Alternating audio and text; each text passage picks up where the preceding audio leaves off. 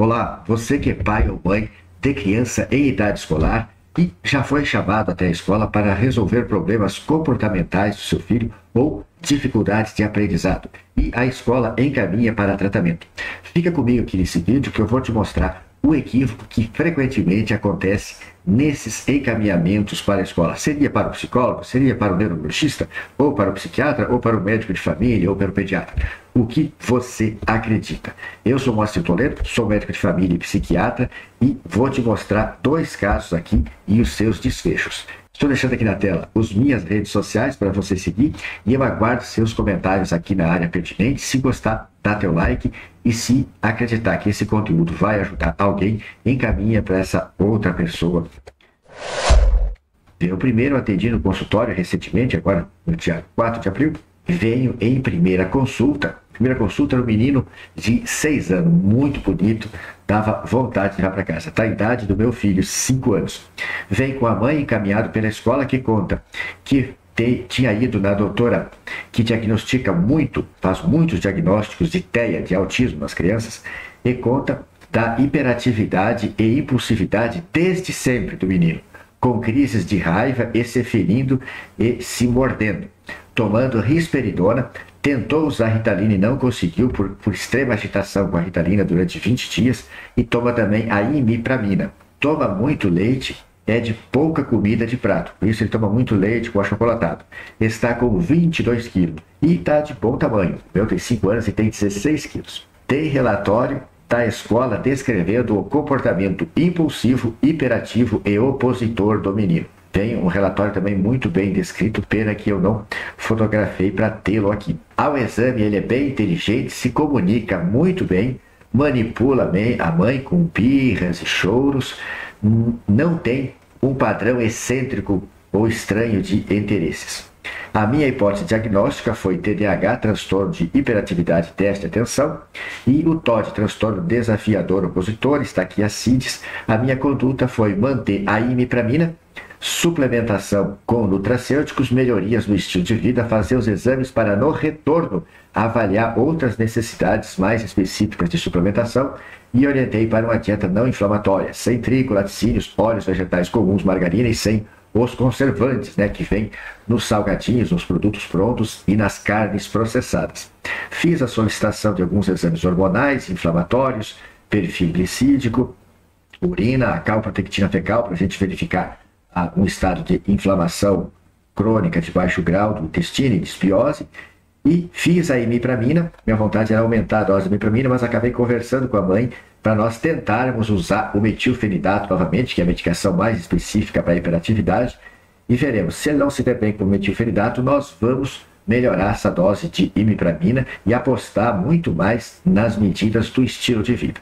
Suplementação foi magnésio para casa, ômega 3 e vitamina D. Fiz toda a série de orientações aqui da mãe, das coisas a remover, dormir cedo, diminuir as telas, evitar o sedentarismo, dar atividade física, evitar o consumo dos alimentos inflamatórios, que já apontamos acima. Dei uma série de orientações aqui de substitutos na dieta e canais para a mãe aprender mais com a doutora Denise Carreiro, nutricionista, e a doutora Kátia Haranaka, que explica também isso bastante. E já fiz o laudo aqui da primeira consulta, laudando como TDAH e TOD.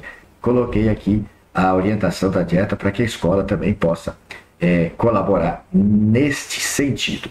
E vamos agora para o segundo caso. Deixa eu voltar. Voltando aqui só, então vimos um caso, um consultório encaminhado para a escola, estava vindo da médica neurologista que estava usando risperidona e imipramina e a mãe não estava notando melhor. Então a gente vai tentar melhorar a dose de imipramina, retirar a risperidona que parece que não está colaborando e apostar nas medidas gerais de estilo de vida, melhorando a dieta, melhorando a atividade física. Agora nós vamos para o segundo caso que eu atendi hoje na universidade. A professora regente fez sobre o aluno e ela descreveu muito bem, muito melhor do que a médica neurologista e muito melhor do que muitos encaminhamentos de testagens que a gente recebe.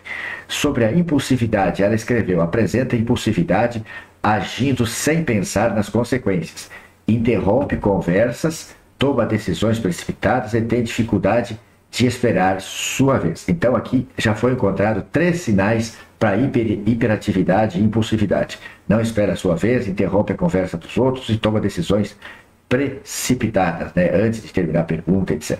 Tem crises de raiva, são frequentes em sala de aula, já cumpriu um quarto critério, precisa encontrar 6 para ser TDAH. Na interação com os colegas, por 2 vezes lhe foi advertido o aluno MXY, rasgou a atividade, o caderno e jogou a garrafinha de água no chão. Também apresenta crise de raiva e grita, chora e quer resolver o problema batendo nos colegas. Falta de foco. Apresenta falta de capacidade de concentração em uma única tarefa por um período prolongado de tempo. Quinto critério, dificuldade de manter o esforço mental e a concentração em atividades que demandam algum tempo e esforço mental, né? Procura ocupar a mente sempre com objetos manuseáveis, tesoura, lápis, o que tiver acessível para mexer. Tem dificuldade de copiar no quadro. Se atrasa em copiar do quadro, não completa as tarefas. Sexto critério, e mantém as mãos ocupadas sempre se mexendo. Sete critérios. Esse, na verdade, estaria lá em cima na impulsividade. Dificuldades em finalizar tarefas. Já foi falado que ele não consegue copiar do quadro. O aluno perde o interesse rapidamente em atividades propostas em sala de aula e acaba deixando inacabadas. Eu também perguntei para ele se ele prefere atividade física fora de sala de aula ou dentro de sala de aula. Ele responde que prefere as atividades fora de sala. Exclusão social. Aqui a exclusão social, é importante a gente frisar, que é uma exclusão diferente do autismo, onde o próprio autista ele não tem interesse por interagir com os outros, por isso ele fica sozinho. Aqui, o TDAH, ele geralmente tem muito interesse em interagir com os outros. Só que como ele é rápido, ele atropela as atividades dos outros, ele não espera a vez dele, ele acaba desorganizando a brincadeira, a atividade das outras crianças que rechaçam ele. E ele acaba sendo excluído daquela roda de brinquedo, daquela atividade. E por isso, às vezes, ele fica bravo e reage com fúria e agride outros colegas. Diferente do autista, que ele é indiferente à presença ou ausência dos outros e ele fica brincando de maneira disfuncional com algum brinquedo ou com alguma atividade e fica excluído ele por ele mesmo. E aqui a criança é geralmente excluída do grupo porque ela atrapalha o grupo. Se sente excluído nas atividades em grupo, pois tem problemas de seguir as regras e compartilhar a atenção. Por vários momentos se afastou dos colegas, escondendo-se embaixo da mesa escolar e negando-se a retornar para a brincadeira com os colegas, a brincadeira proposta. E eu vi essa criança inteligente, se comunica muito bem. Então, várias coisas tinha nessa criança para gente...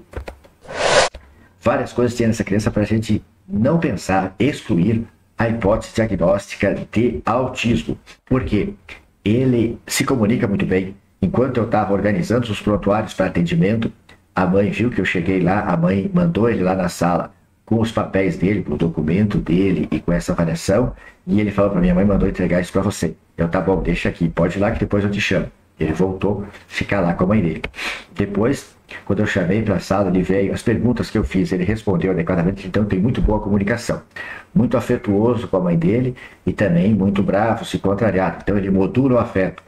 E a criança com autismo, ela não tem uma modulação do afeto adequada. Tem um achatamento, uma indiferença afetiva nesse contato social. Então tem boa comunicação, não tem negligência socioafetiva e não tem um padrão restrito de interesses. Ele brinca com várias coisas, ele come de várias coisas, então não tem nada para pensar em autismo. Mas certamente, eu suspeito que se fosse daquela colega que avaliou o menino anterior, ele sairia com um diagnóstico de TEA, de autismo, mais uma comorbidade que era o TDAH e o TOD. O TDAH está evoluindo para TOD, sim, não vamos taxar de TOD. A mãe está conduzindo muito bem ele, ela está de parabéns. Que todo o comportamento disruptivo que ele teve no consultório, que ele não se comportou bem, ela chamou a atenção dele, mandando ele parar, etc. Em nenhum momento ela prometeu que chegando em casa aplicaria um castigo e arrisca esquecer e não aplicando o castigo que ela prometeu. Ela indiretamente ensina para ele que acordos não precisam ser cumpridos e ela também em nenhum momento transferiu a autoridade dela para o médico. Muitos pais chegam no consultório quando a criança não se comporta bem, começa a atrapalhar a consulta, a mexer nas coisas, ou até estraga alguma coisa, os pais falam assim, olha que o doutor é bravo. Eu sempre repito, não, a autoridade para ele é você, pai e mãe, não é o médico, eu não estou com ele em casa, então a autoridade tem que ser você, pai ou mãe, não transfira a sua autoridade para outra pessoa. Então, o que há de equívoco nesses encaminhamentos? É que essas crianças têm um comportamento lá que está alterado. A gente precisa lembrar que se precisa de tratamento, todo médico está autorizado em atuar em todas as áreas. E o médico mais acessível a todos é o médico assistente da família. Se eles têm, da criança, às vezes é o pediatra, e o médico que está acessível a todos é o médico de família, que está presente nos postos de saúde.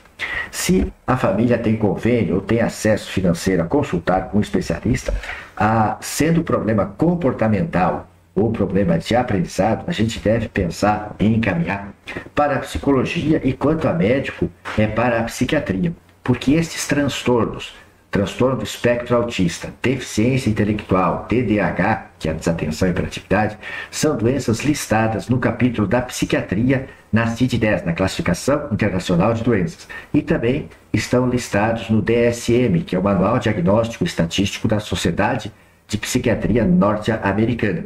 Quando a gente encaminha esses casos ao neurologista, que eu acredito que exista esta confusão, por causa que muitos pais às vezes se sentem ofendidos ao ser encaminhado o filho ao psiquiatra, pensando assim, meu filho não é louco, os professores acabam encaminhando para a neurologia para evitar esse dissabor com os pais. Mas o neurologista é o médico da epilepsia, do tumor cerebral, da hidrocefalia, do AVC, do derrame. E a preocupação desse médico vai ser excluir as doenças neurológicas. Então a gente leva o filho lá para o problema comportamental, ele é neurologista, ele pensa, os pais estão trazendo aqui para avaliar a presença de doença neurológica. Vai pedir eletroencefalograma para avaliar a epilepsia, vai pedir exame de imagem cerebral, tomografia ou ressonância de crânio para avaliar a presença de sangramento, hidrocefalia ou algum tumor cerebral. Não tendo nada disso, ele vai dizer, olha, deu tudo normal os exames, pode ser um problema psíquico. E aí, como não está na expertise dele lidar com as doenças psiquiátricas, ele acaba pedindo uma avaliação neuropsicológica, o que demanda muito tempo e mais verbas para custeio dessa testagem neuropsicológica. E por fim, quando levar lá, o neurologista vai dizer, olha, a testagem aqui deu que é compatível com o TDAH, então eu vou prescrever a Ritalina. Deu compatível com deficiência intelectual, então eu vou caminhar para a escola especial, para a PAI. Deu compatível aqui com TEA, transtorno do espectro autista, então eu vou encaminhar para as terapias. Mas o neurologista não está habituado a lidar com as doenças psiquiátricas e sim as doenças neurológicas. E vocês puderam ver hoje aqui nesses dois casos, eu pude emitir laudo no primeiro dia de atendimento. O que me ajudou muito sobremaneira foi ver a criança, ouvir a mãe e ler o relatório pedagógico que a escola trouxe, que descreveu só ali a descrição da professora dos comportamentos da criança na sala de aula, já trouxeram para mim os critérios diagnósticos para hiperatividade e desatenção do tipo misto, porque ele tem 4 ou 5 sinais de hiperatividade e impulsividade e tem 3 sinais de desatenção. Então isso faz o diagnóstico, a gente entra com o tratamento clássico, né, a Ritalina, orienta as medidas gerais de dieta, atividade física e melhora do sono. Nesse caso do segundo menino que eu vi na universidade, a mãe conversou comigo que não gostaria de usar medicação. Então eu acordei com ela. Então nós vamos tentar. Vamos começar a suplementação com ômega 3, com magnésio, vitamina D. A senhora vai retirar os alimentos inflamatórios, vai pôr ele fazer atividade física e atividades domésticas com a senhora em casa. E como a senhora está fazendo, vai subtraindo cada vez mais as telas que ele estava usando muito. Mas se lá adiante, daqui a 1 mês e meio, quando a senhora voltar com os exames, ele não tiver melhorado as queixas lá da escola a respeito do comportamento dele, vamos combinar que a gente vai usar a medicação Ritalina para um efeito sintomático. E a senhora está entendendo que a senhora resolve a longo prazo esse problema da hiperatividade controlando a neuroinflamação com essas medidas de sono, atividade física, dieta não inflamatória e suplementação nutracêutica. O remédio só faz um controle sintomático. Eu falo, quando um remédio controla todos os sintomas só com a presença do remédio, no final das contas isso não é bom, porque o remédio resolve os sintomas de processo fisiopatológico, que é a inflamação intestinal, inflamação sistêmica, chegando à neuroinflamação. Esse processo fisiopatológico continua e vai nos afetar lá na frente, na vida adulta, com transtorno de ansiedade, depressão, até psicose. E na nossa terceira idade, depois que nós passarmos 70, que nós tivermos muitos anos neuroinflamado, nós vamos fazer lesões neuronais e vamos apresentar mal de Alzheimer, com a demência, e mal de Parkinson, que também vai acabar cursando com demência. Então, novamente, eu deixo aqui as minhas redes sociais, peço o seu like se você achou importante esse assunto, se você conhecer alguém que pode ser ajudado com esse tema, por favor, encaminhe esse conteúdo para esta pessoa. Muito obrigado e até o próximo vídeo.